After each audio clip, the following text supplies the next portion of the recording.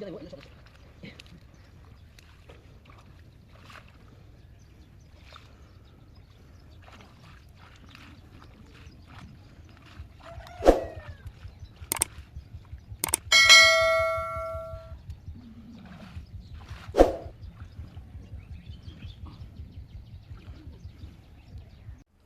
আলাইকুম রহমতুল্লাহ। বন্ধুরা, এই যে আজকে আবার আসলাম আমার এই যে মৎস্য খামারে। এই যে দেখেন, তো আপনাদেরকে তো আগে একটা ভিডিও দিয়ে বলছিলাম যে ঘাস নিয়ে আমি কি করব, ঘাস নিয়ে কোনো ডিসিশন আমি এখনো নিতে পারি নাই। তো যাই হোক, আজকে আসছি সকালবেলা, আমার কাছে নিজের কাছে মনে হইলো যে ঘাস, অতিরিক্ত ঘাস, এই যে দেখেন আপনারা, অনেক ঘাস, অতিরিক্ত ঘাস। এই জন্য আমার মাথায় ঢুকছে যে দেখি কি করা যায়।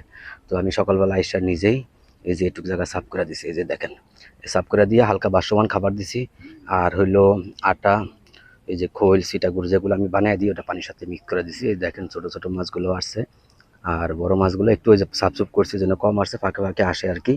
তো যাই হোক, হয়তো একটু পরে আসবে পানিটা পরিষ্কার হলে। আমি তো এখন চলে যাব, এই জন্য আর কি ভিডিওটা করতে নিছি।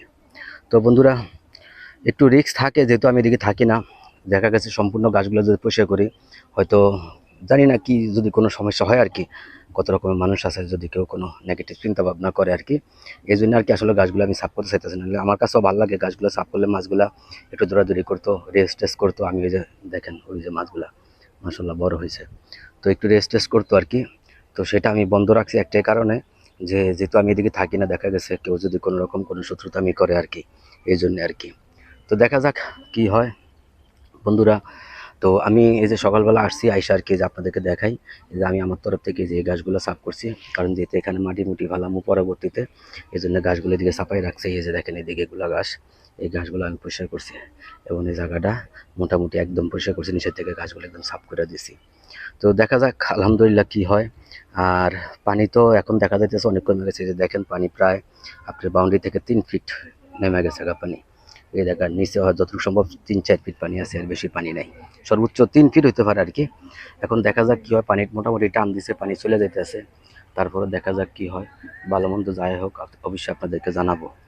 তো বন্ধুরা, আজকে ভিডিও দেওয়ার মূল উদ্দেশ্য হলো এটাই আর কি, যে গাছটা নিয়ে আমি খুব চিন্তিত ছিলাম, গাছটা কি করব, রাখবো কি রাখবো না। এখন নিজের থেকে একটু চিন্তা করলাম আর কি, যে মাছগুলো তো বাঁচাইতে হইব।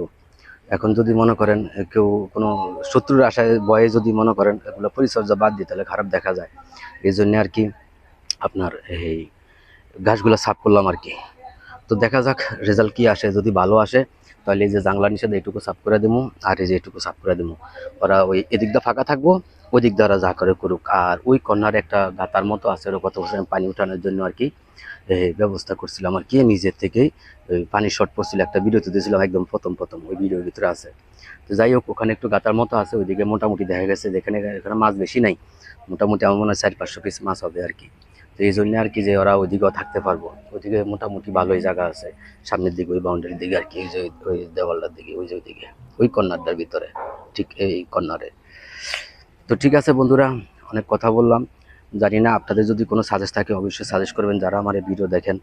আর বন্ধুরা, যদি আমার এই কাজকর্ম, কৃষিকাজ এগুলো ভালো লাগে, অবশ্যই আপনারা লাইক করবেন, কমেন্ট করবেন, সাবস্ক্রাইব করে আমাকে উৎসাহিত করবেন।